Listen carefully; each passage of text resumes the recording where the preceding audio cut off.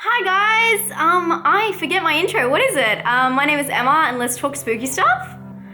I have not said that in over 31 days. Guys, did you miss me? It feels like it's been so long. Not really. I'm filming this on Wednesday, so my last video went up for my 31 days of horror on Monday. So I just want to give you a quick rundown about what I'm going to talk about. I have some really exciting things in this video that I'm going to announce. I'm going to talk about my 31 days of horror and my wrap up, what the best movies were, what the worst movies are, what movies you should watch, what movies you should avoid, that kind of stuff. I'm gonna talk about live stream stuff, and I'm gonna talk about podcasts that I was on, and I'm gonna talk about a lot of things. And I've got a really good announcement as well, and I might save that to the end. I'm also gonna tell you who won the DVDs for 31 Days of Horror.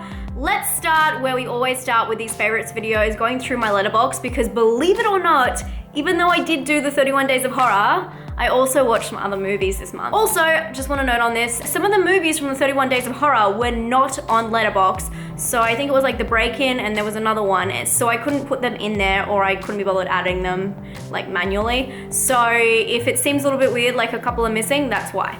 Anyway, I'm gonna grab my computer and let's get started. So starting at the start of the month, which obviously was a long time ago, everyone I'm gonna say that I do 31 Days of Horror for, obviously there is a review, vlog style review on this, so I don't really need to talk about it. 31 Days of Horror, I did Nina, Forever, Nightbreed, Chillerama. I watched the Angry Birds movie, which was actually pretty good. Not gonna lie, if you're into this kind of like comedy animations, definitely check that out.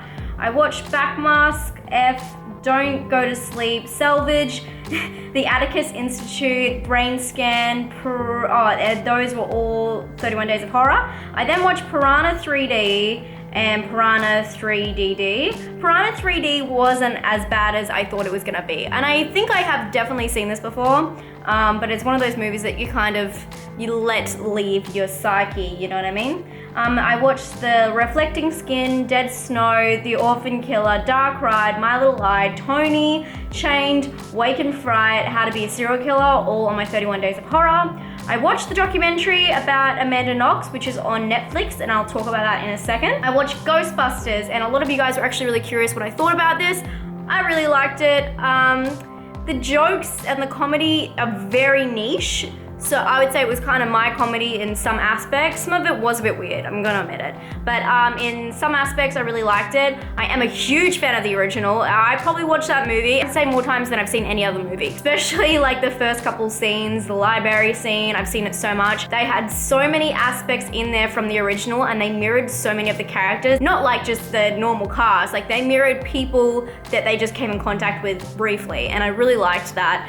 They really played ode to the original, and I really like Kristen Wiig, and I really admire her and the roles she chooses. It's really refreshing to see a female character in any movie that's not all about, finding a man and having him complete her. Even though in this film there is some innuendos and things towards the assistant. So I didn't mind that movie. I actually thought it was pretty good, and I can see why people are on the fence about it though. I can see how it's not everyone's cup of tea. I watched Beyond the Black Rainbow for 31 Days of Horror. I then watched Misery, and you guys know how I feel about that movie. It's pretty much one of my favorite Stephen King films, other than Pet Sematary, but I love Misery, and it's such a quotable film. Like, I'm watching it and I'm just cackling to myself. I need to watch that film with you guys sometime, I feel like, because it's just such a good film to watch with a crowd of people who would appreciate it. Love that movie. I watched Under the Bed, and I also watched Life After Beth, and I watched Life After Beth on a 31 Days of Horror, but it was a Patreon watch along where you guys can go back and you can actually watch along with me and some of my Patreons as we're watching the movie. We weren't as talkative as we normally are during our hangouts, just because we all hadn't seen the film before. But it was fun, and I don't know if a lot of you guys had the chance to check that out. It is a long video, it goes for the entire length of the movie. But I had a lot of fun doing that, and I think it would be really cool if you guys decide to watch that movie in the future. You can go back and watch that at the same time. We don't talk throughout the whole movie, but it's kind of like commentary sprinkled throughout. I watched The Chaser, I'm a Ghost, The Hunger, Midnight Movie, Poltergeist 3 on 31 Days of Horror. I then watched The Exorcist because I was about to go out on my Halloween party dressed as Reagan. I don't know if you guys have seen that. You'd have to go back to my children's play or Flinter maybe video, and check out my costume because I did like a whole little video of it. So definitely go back and have a look at that if you want to see how I look dressed as Reagan for The Exorcist on Halloween. I watched Children's Play, and then I watched Happy Birthday to Me. Oh, man, I'm so on the fence with this movie. The ending is so twisted that it's kind of out of control. But you know what it really reminds me of? Sleepaway Camp. And if you have seen Sleepaway Camp and you enjoy that, I don't think that the ending in Sleepaway Camp is anywhere near as twisted or like back and forth as Happy Birthday to Me. Obviously, the ending of the Sleepaway Camp is one of the best endings of any horror movie, so Happy Birthday to Me does not hold up to that, but I felt like it had the same kind of vibe. But it was also Happy Birthday to Me kind of twist back and forth like several times. I feel like everything tries to get explained to you, even though there's a lot of plot holes, so I didn't really enjoy that aspect of it. But as like a 80s, 70s slasher, it was pretty good. If you guys haven't seen it, I definitely recommend picking it up. I then watched Splinter for my 31 Days of Horror. I then watched 31 by Rob Zombie. And if you want to know what I think about that, well, you'll have to wait, because next week I will have up my Come With Me, where we go along to the movies. And Dean and I went and saw it, and we saw a really special premiere, which actually had some like pre-roll from the cast, like talking about the movie. And yeah, it was an experience. I'm just gonna leave it at that.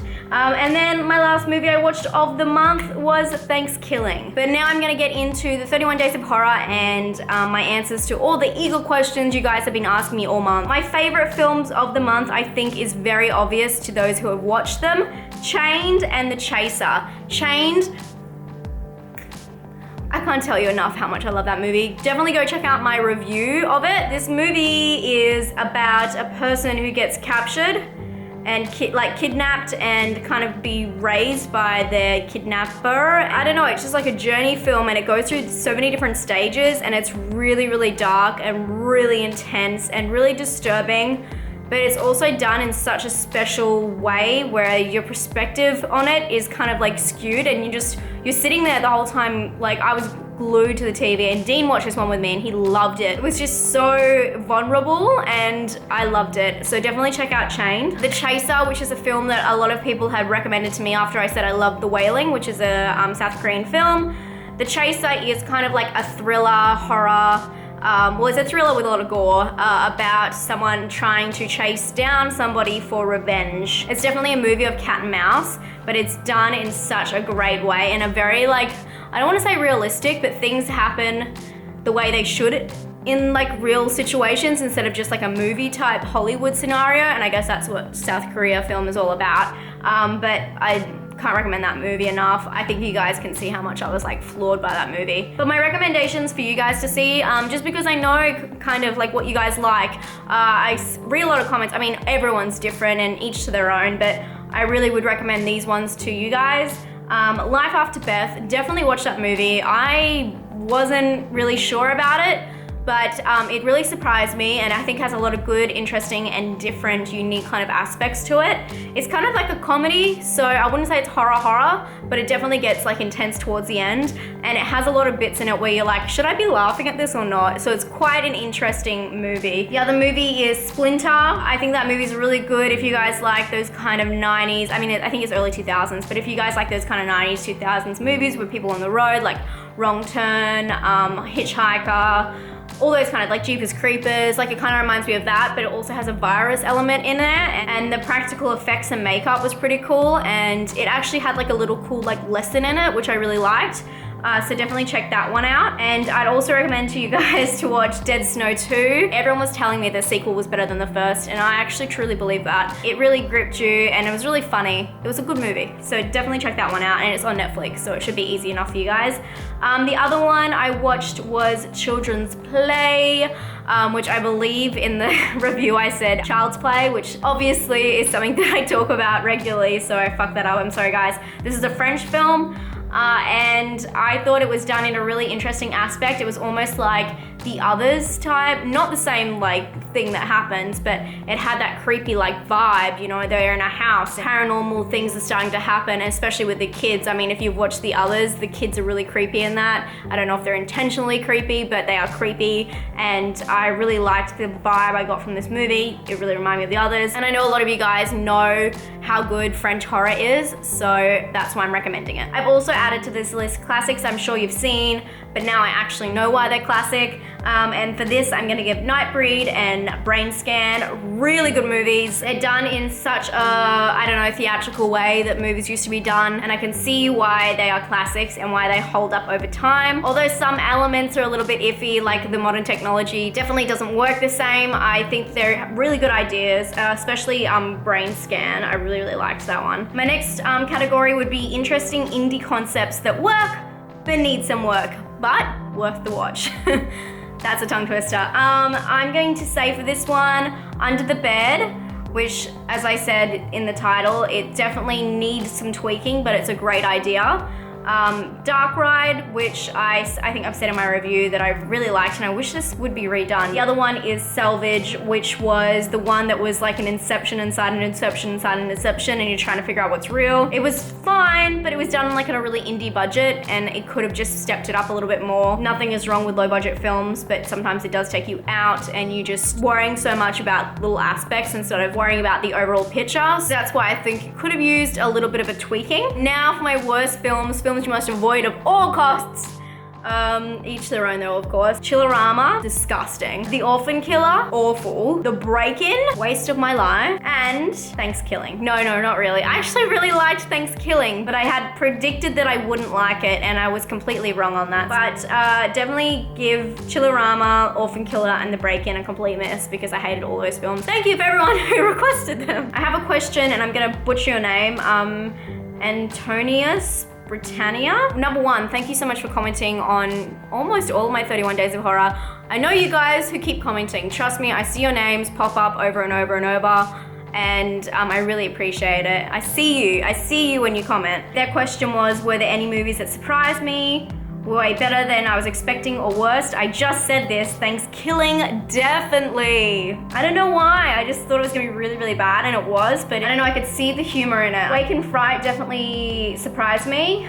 Great movie, but not what I thought it was about at all. It definitely twists and turns a lot. A lot more horror happens off screen than on screen, and I was very surprised about that, but it had the same effect, which was really cool. I mean, Expelled, I thought that would be better than it was. It wasn't.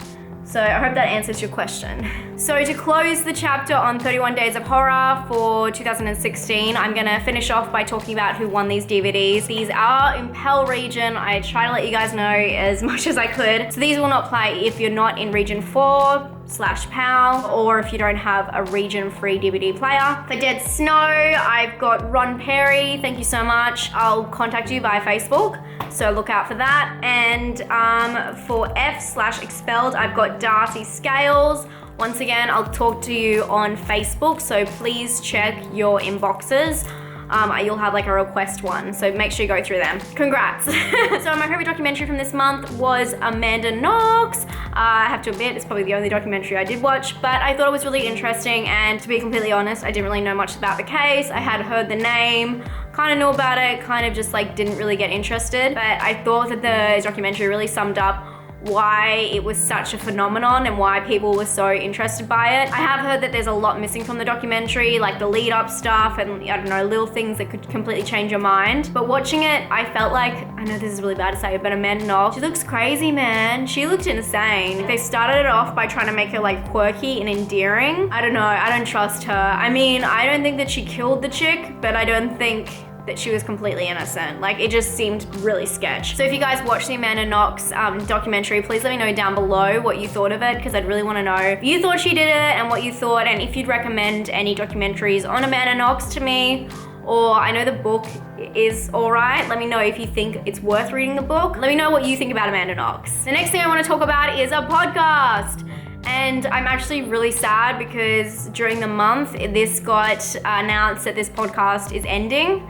and I'm so sad because I've been listening to it non-stop in my car, and I've been waiting to talk to you guys about it, but because I was in the middle of the month and I was waiting till the end, I didn't talk to you guys about it, and now it's like finishing up, which is really, really sad. But obviously you can go back and watch it through iTunes. I'm sure it will be still available. I'm talking about Paranormal Into the Night, but it is an amazing interview style podcast with my friend Dino. You guys know Dino from the Late Late Horror Show. I'm a huge fan of Dino and everything he does. He does a lot of stuff for just the horror community, the paranormal community. There's a few Facebook groups. I'll try and link them all below because the stuff he does is amazing. Anyway, he does his podcast as well, and I was lucky enough to be on it, which was awesome, and I was like really nervous, but if you guys want to listen to that, I'll leave a link below as well. He interviews a lot of different people. I don't know, if you're a really open person, I feel like it's really interesting. They just delve so deep into certain aspects of the paranormal, like being that like ghost hunting or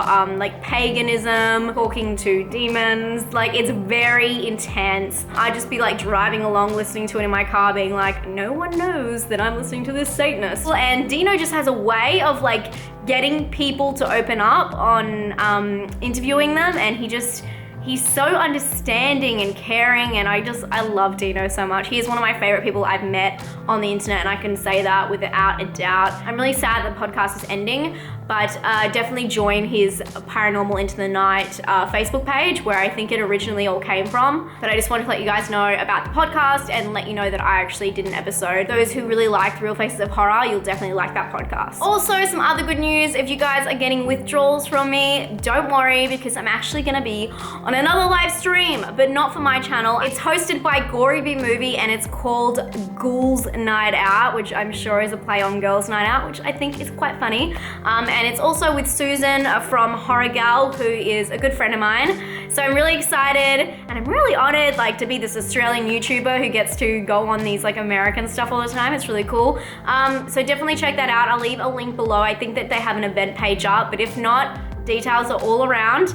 Definitely come by. It's gonna be like a Q&A session, and I think we're gonna have Bloody Marys, which I fucking love. And I think it's, for me, it's like in the middle of the day on Saturday or Sunday, so yay. I don't think I've drank on camera excessively, so that should be fun.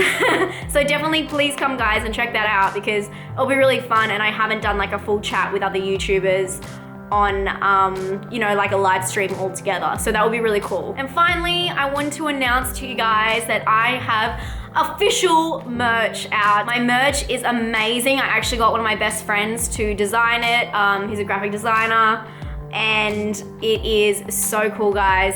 There's a couple different options on the website. Spreadshirt, as always, the link will be down below. Check it out, guys, because I actually really love it. I'm really proud of it, and I actually took all my other merch down because I just didn't think it was up to scratch. So if you want to purchase something from me, this is the stuff, because it's done properly. I love it so much, and maybe towards the end of the year I'll do a giveaway as well with that. I'm gonna wrap it up now just because this is a very long video, but not before I give you a mission of the month. And I'm not sure if I've done this before. I feel like I may have, but my mission of the month is to watch a subtitled movie. I think that you guys should definitely check out either The Chaser or another like South Korean film. If you don't watch subtitled films at all, best place to start, Martyrs, because that will blow your mind. And there's not too much dialogue in it either. Like, there's a lot of dialogue, but it's not like non-stop, especially in the scary parts. So don't be worried about reading while you're like getting scared. Once again, guys, thank you so much for being part of my channel. I hit 4,000 subscribers, and it's insane, and I'm really happy, and nothing is slowing down here. Don't worry, I have so much content for you guys. I need to get it all out. So I look forward to seeing you guys next week in a couple of days. So until then, guys, stay spooky. Bye.